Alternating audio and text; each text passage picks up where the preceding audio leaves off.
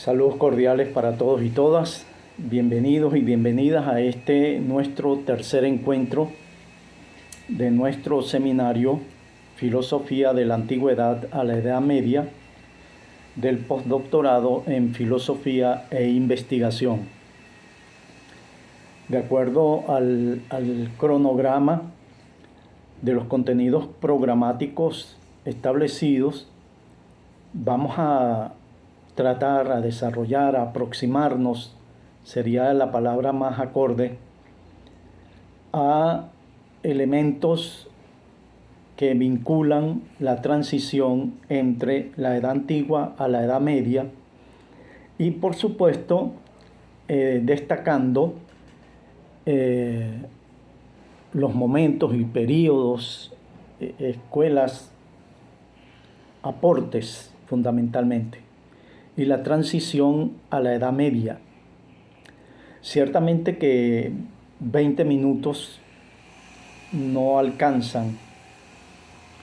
Sin embargo, son enunciados generales que podemos hacer y que usted puede ampliar en la bibliografía que está en la plataforma o a la que usted pueda tener acceso, sobre todo con bibliografía relacionada con la filosofía antigua, historia de la filosofía antigua, transición, filosofía de la Edad Media, etc. Podemos entonces, en términos generales, hacer planteamientos que tienen que ver con esa transición o los temas fundamentales que aparecen ya en el mundo griego. Y esos temas fundamentales y que ya hemos tocado en los dos encuentros anteriores tienen que ver con el método de la filosofía. Si la filosofía busca pensar sobre la realidad que es y la realidad que puede constituirse, entonces hay todo un proceso histórico de aportes significativos que le dan a la filosofía las herramientas fundamentales para ser ella quien esté en primer lugar en cada campo, en cada ciencia que fue apareciendo, en cada especialidad. Porque a la filosofía le debemos el método, le debemos la búsqueda del conocimiento, le debemos la lógica como argumentación en el discurso y en la escritura. A la filosofía le debemos la nociología o la búsqueda de la verdad. Esa nociología que nos aproxima a lo que es el conocimiento. ¿Qué es el conocimiento? Origen del conocimiento, fundamento del conocimiento, los límites del conocimiento. Pero también una epistemología. Esta epistemología, la ciencia y el método, tiene que ver con la forma de acercarnos, aproximarnos al conocimiento de la realidad. Ya sea esta realidad real, como la plantea inicialmente Aristóteles, y ya sea esta una construcción ideal, como la plantea Platón. Pero además de esto hay una cosmología en Aristóteles, una preocupación sobre el origen de la naturaleza, el problema del cambio, el movimiento, el origen del universo, el sentido del universo, el concepto de las causas, la libertad, la voluntad. Y además de estos conceptos, el tratado o la ontología, desde Parménides de Heráclito en adelante, sobre la naturaleza del ser. Y también elementos sobre el ser humano en su interioridad, la conciencia y autoconciencia, la psicología, la aparición de la psicología, el estudio del alma o la ciencia del alma, la conducta, pero también el estudio del hombre. ¿Qué es el hombre? Filosofía del hombre. ¿Qué es la antropología? Filosofía sobre el ser humano, origen de la especie humana, teorías, identidad social. Entonces vemos toda una gama de elementos, de conceptos, de categorías, de temas de estudio, de análisis que nos presenta el mundo griego. Y de manera particular quiero hacer referencia a Platón y Aristóteles. Tengo acá las obras completas de Platón, y dentro de las obras completas de Platón, yo les recomiendo, los invito a que se tomen un tiempo, porque es corto. Esto es lo que les pido leer o buscar en internet. Una de las obras, toda la obra de Platón es interesantísima, pero relacionada con el tema de este postdoctorado y de este seminario en particular, tiene que ver con el conocimiento, con la sabiduría, de tal manera que el teéteto de Platón o de la ciencia trata de responder a la pregunta sobre el conocimiento, la sabiduría, la ciencia. ¿Qué es eso? Entonces sería interesante poder leer a Platón, quien en su teoría del conocimiento nos habla de el mundo de las ideas.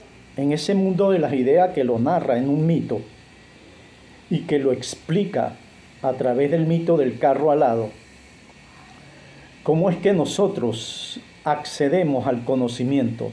Es decir, la epistemología platónica o la teoría del conocimiento de Platón no es otra cosa que la experiencia de la reminiscencia al poder recordar que nosotros poseemos los conceptos de las cosas, porque en algún momento contemplamos en el topus uranoi, en el mundo de las ideas, contemplamos los conceptos absolutos de las cosas, y que al nacer, que no es otra cosa que reencarnar según Platón, encarnamos pero no recordando, de tal manera que la experiencia que tenemos con las cosas salen a relucir elementos de esas cosas que ya poseemos nosotros.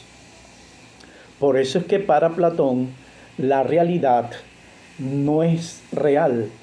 La realidad son representaciones del concepto de ellas que poseemos nosotros.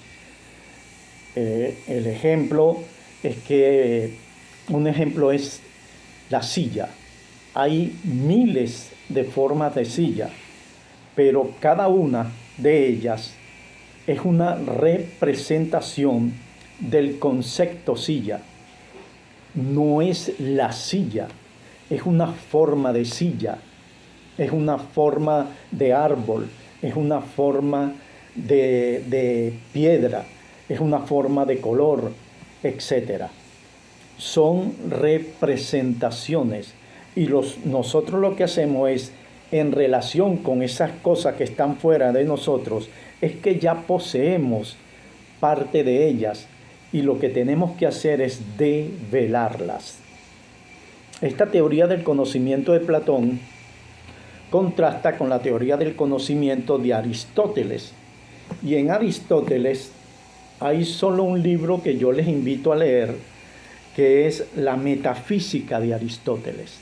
Es un poquito más larga que la de el Teéteto de Platón, pero vale la pena que en algún momento nosotros podamos leer la Metafísica de Aristóteles para tener conocimiento de lo que es para Aristóteles el conocimiento. A diferencia de Platón, es que el conocimiento en Aristóteles parte de la realidad, pero la realidad que se manifiesta, que se expresa a través de lo que él llama formas, accidentes, que las cosas se mueven, cambian, son y dejan de ser constantemente. Entonces la metafísica de Aristóteles no es otra cosa que su teoría del conocimiento sobre la forma en que nosotros conocemos. A diferencia de Platón, no poseemos el concepto ideal de las cosas, sino que lo que poseemos o lo que hay es una representación de las cosas, pero las que están fuera de nosotros, porque las cosas cambian, todo cambia, se modifica, muta, sufre accidentes. Esos accidentes son cambios, y los cambios, aunque aparentemente sean exteriores, mantienen una esencia. ¿Sí? Entonces es necesario leer a Aristóteles, es clave. Estos autores sin duda alguna dejaron huella en las escuelas y en los grupos que dejaron y que tuvieron una influencia notable en todo lo que fue el mundo griego, finales de la época clásica griega y comienzo de lo que los historiadores del romanticismo alemán han denominado la filosofía medieval o Edad Media. Es un periodo largo, casi 800 años, pero hay una diferencia notable, por supuesto, entre la concepción del mundo griego y la concepción que presentan autores como, por ejemplo, San Agustín y Santo Tomás de Aquino. San Agustín, a diferencia de Santo Tomás, lee las obras de Platón y de alguna forma platoniza el cristianismo. Y al platonizar el cristianismo, sienta las bases de lo que sería la patrística. Entonces San Agustín, ve que el conocimiento es un don de Dios que ha puesto en nosotros y que nosotros por fe debemos buscar, sacar. En el libro de las Confesiones de San Agustín, en el tomo primero, libro primero de las Confesiones, San Agustín hace precisamente referencia a esto. Te busqué, Señor, tanto fuera de mí, que dentro de mí estabas. Es una forma de decirnos que es la influencia de Platón en el pensamiento cristiano agustiniano, del pensamiento de Agustín, porque Agustín parte de Dios para llegar a las cosas, de las ideas del mundo, de Dios como autor y creador, para llegar a nosotros, y nosotros debemos buscar dentro los que Dios colocó como semilla de conocimiento y de verdad. Por otra parte, Santo Tomás de Aquino parte a diferencia de San Agustín, que leyó a Aristóteles, toda la obra de Aristóteles y la metafísica de Aristóteles, y que le sirven como elemento, como fundamentos teóricos para igualmente sostener, crear, fundamentar las bases filosóficas del cristianismo, filosóficas y teológicas, porque Summa contra Gentiles es una expresión de la teología de Santo Tomás.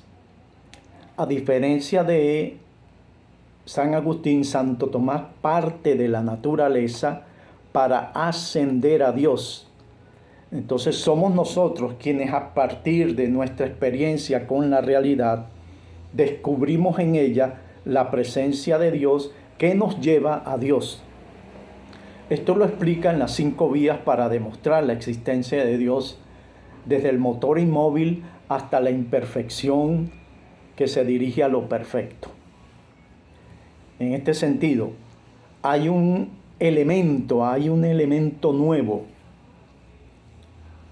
presente tanto en Agustín como en Tomás de Aquino, que es el elemento de la fe en Dios, la fe en Jesús a partir de los evangelios y de todo el acontecimiento de lo que fue la pasión, muerte y resurrección de Cristo.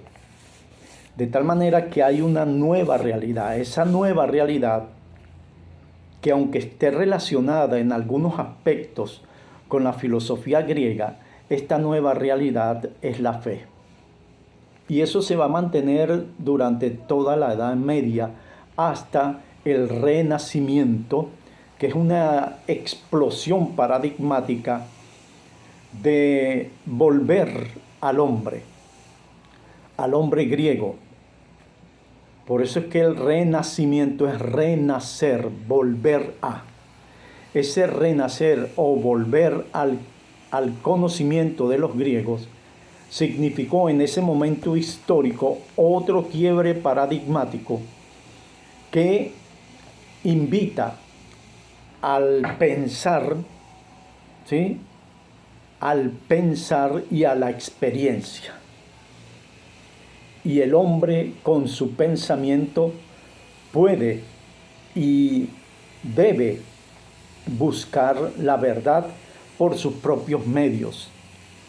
Desde Descartes, Leibniz, Spinoza, es la razón, el razonamiento, el entendimiento, la capacidad humana para ver, para buscar la verdad. Ya no es revelada, ya no es teocéntrica, sino que pasa a otro momento que se denomina el antropocentrismo. Ya no es Dios el centro, sino que vuelve el hombre, y el hombre se convierte en el centro de la búsqueda del conocimiento, no por alguien externo a él, sino por sí mismo, por su razón, por su capacidad para pensar y buscar la verdad.